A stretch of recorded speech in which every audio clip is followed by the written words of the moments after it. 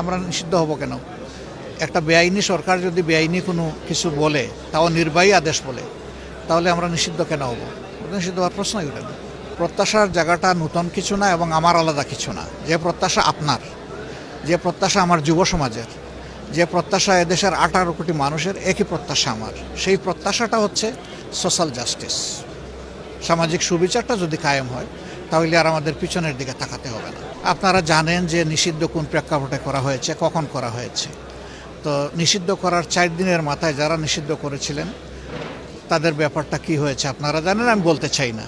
এটা ছিল purposeful, politically motivated এবং ইল মোটিভেটেড। তো আল্লাহ তার বিচার করেছে। আমরা নিষিদ্ধ হব কেন? একটা বেআইনি সরকার যদি বেআইনি কোনো কিছু বলে, তাও নির্বাহী আদেশ বলে, তাহলে আমরা নিষিদ্ধ কেন হব? নিষিদ্ধ হওয়ার প্রশ্ন